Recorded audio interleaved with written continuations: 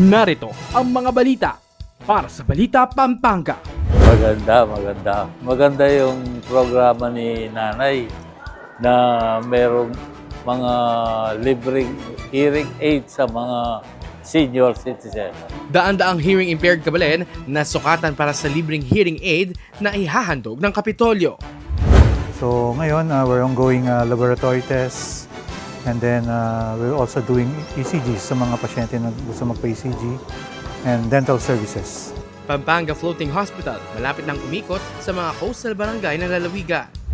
Ligtas ang may ala, iba't ibang life-saving skills ibinida sa PDRM Sea Resilience Arcade Skills Booth. Mga bata, ang ating pamalang panlalawigan ay naglaan ng 42 milyon para sa ating mga kaganapan. Kapitolyo naglaan ng 42 milyong pisong suporta para sa PASDAM 2026.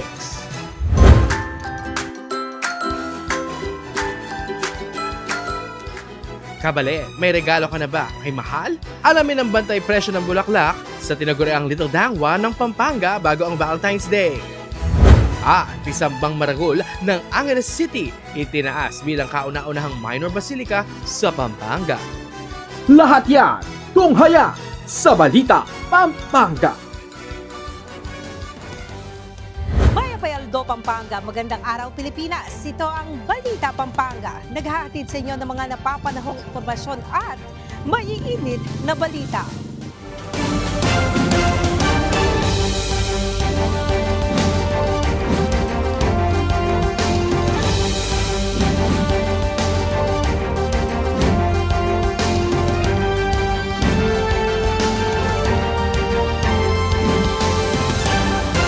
Balita Pampanga. Sa detalye ng ating mga balita, daang-daang kabalen na hearing impaired ang nasukatan para sa libreng hearing aid sa tulong ng Kapitolyo ng Starkey Technologies.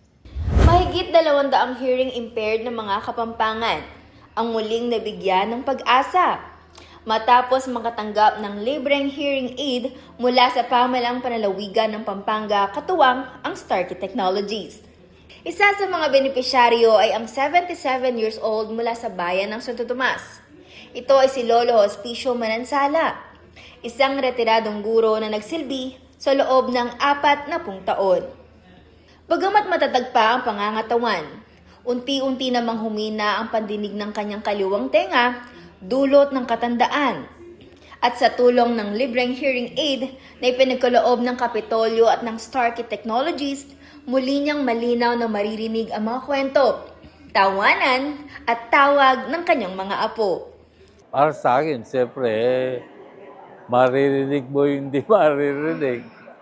Maganda yung programa ni Nanay na merong mga libreng hearing aid sa mga senior citizen. Kasama ni Lolo Hospicio ang tinatayang nasa higit 200 hearing impaired na mga kabalen. Ang isa-isang chinek ang kalagayan ng kanilang mga tenga at sinukatan para sa mga libreng hearing aid. Ayon sa mga benepisyaryo, nagkakahalaga ng 5,000 piso pataas ang mga hearing aid. Depende pa ito sa klase, kaya malaking ginhawa ang programang ito para sa kanila. Isinagawa ang pamamahagi sa ilalim ng programang medikal ni na Governor Lilian Nanay Pineda at Vice Governor Dennis Delta Pineda bilang bahagi ng patuloy na serbisyong pangkalusugan ng lalawigan. Gov. Nanay, thank you very much po. Malaking tulong po itong ginawa ninyo sa amin. Thank you. Mas marami pang Kapampangan ang mabibigyan ng pagkakataong makarinig muli ng may pag-asa at ngiti. Salamat po kay pamagsawap yu po na Gob. Kayo po yung makakay masakit. Makasawap po kareng karandaman to. Kapag kung maragal sawap po yung binyayo pong biyaya, karen taong makikapansanan po. Para sa Balita Pampanga, Patricia Kabungkal. Good news naman mga kabalen dahil malapit nang umikot ang Pampanga Floating Hospital sa mga coastal barangays ng lalawigan. Kabalen, malapit nang umikot ang Pampanga Floating Hospital sa mga coastal barangay ng lalawigan upang direktang maghatid ng serbisyong pangkalusugan sa mga residente, lalo na sa mga komunidad na hirap maabot ng mga regular na ospital at klinika. Ngayong linggo, nagsagawa ng dry run ang Provincial Health Office bilang paghahanda sa full operations ng natulang floating medical facility. Tinatayang nasa 60 pasyente ang agad na nabigyan ng serbisyong medikal. Kabilang sa mga serbisyong inalok ang mga primary laboratory procedures tulad ng blood extraction, ECG at dental services. May kapasidad ang floating hospital na tumanggap ng 50 hanggang 100 pasyente kada pagdaog. Kapag ganap na operasyonal, inaasahang madaragdagan pa ang mga serbisyong medikal tulad ng ultrasound, x-ray, medical consultations, minor surgeries, at OB examinations. Sa oras na dumaong ang ospital sa isang coastal barangay, mananatili ito roon upang matiyak na agad na matutugunan ang mga pangangailangang medikal ng mga residente. Currently, we're doing a dry run sa ating floating clinic, no? So, this is our preparation for first mission sa mga coastal areas natin. So, ngayon, we're ongoing laboratory tests, and then we're also doing ECGs sa mga pasyente na gusto magpa-ECG, and dental services. Patunay ito na kahit napapaligiran ng tubig ang isang lugar, hindi hadlang ang lokasyon para sa mabilis, maaasahan, at abot-kayang serbisyo medikal na alok ni Gov Nanay at Vice Gov Delta. Para sa Balita Pampanga, Luis Rudao. Typhoon, lindol, at sunog. Ilan lamang ito sa mga karaniwang sakunang nararanasan natin. Mga pangyayaring hindi inaasahan, ngunit kailangan paghandaan. Dahil sa panahon ng emergency, bawat segundo'y mahalaga. At sa sakuna, ligtas ang may alam. Kaya naman dito sa Kapitolyo ng Pampanga, ibinida ng Provincial Disaster Risk Reduction and Management Council o PDRRMC ang iba't ibang life-saving skills at kakayahan sa ginanap na PDRMC Resilience Arcade Skills Booth sa Benigno Hall Capitol Compound. Layunin na aktibidad na mabigyan ng sapat na kaalaman at praktikal na pagsasanay ang mga Kapampangan o mga kabalen sa mga mahalagang hakbang na dapat gawin kapag may sakuna at emergency.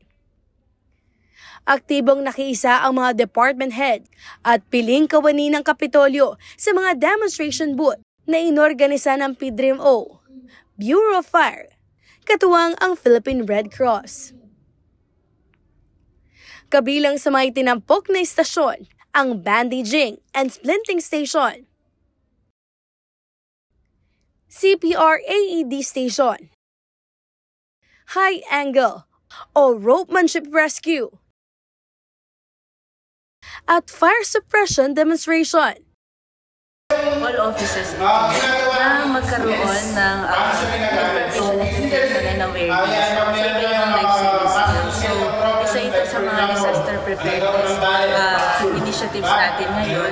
With starting the year, we want to start with our own home. So, for us, Capitol employees, ang bahay natin ang Capitol.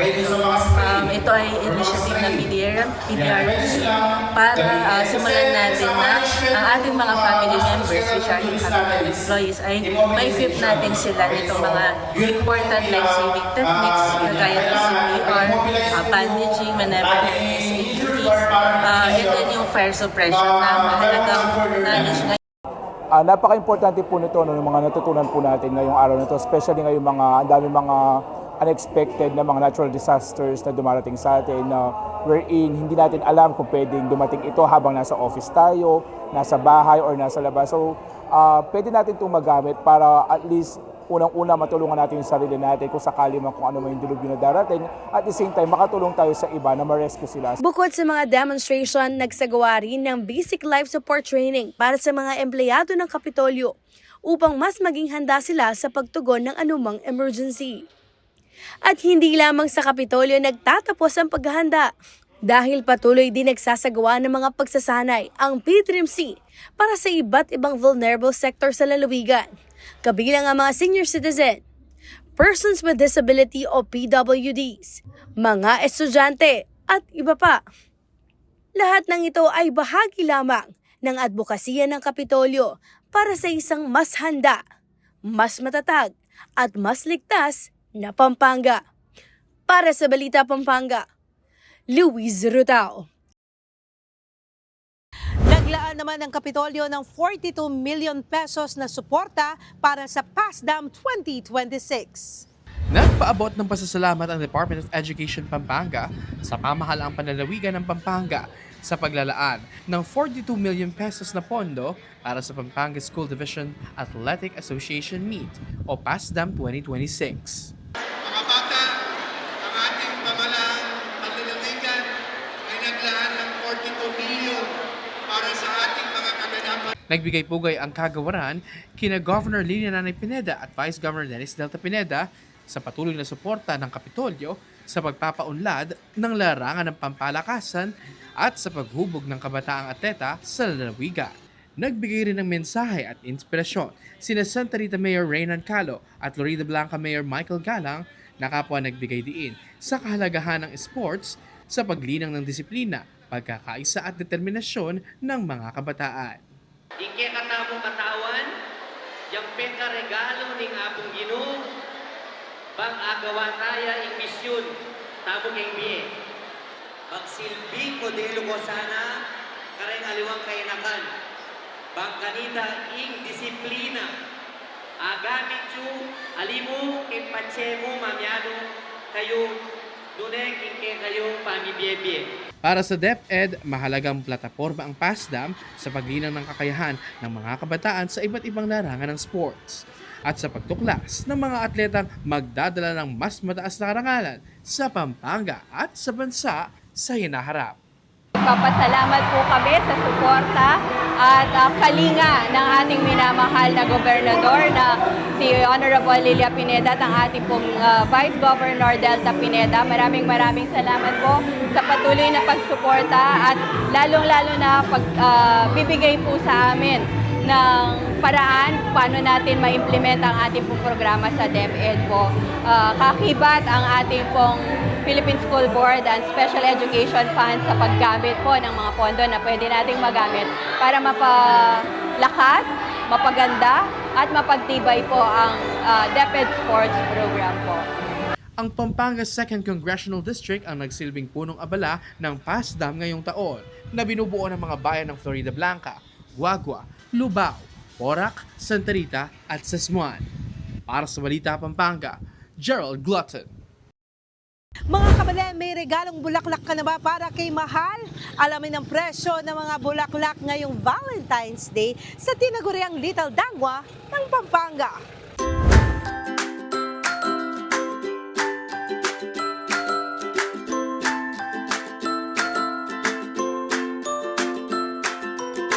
Dumagsa na ang supply ng mga bulaklak sa Pombrera Business Park sa Guagua, Pampanga na mas kilala bilang Little Dangwa ng Pampanga dahil fresh mula Baguio ang karamihan sa mga paninda rito.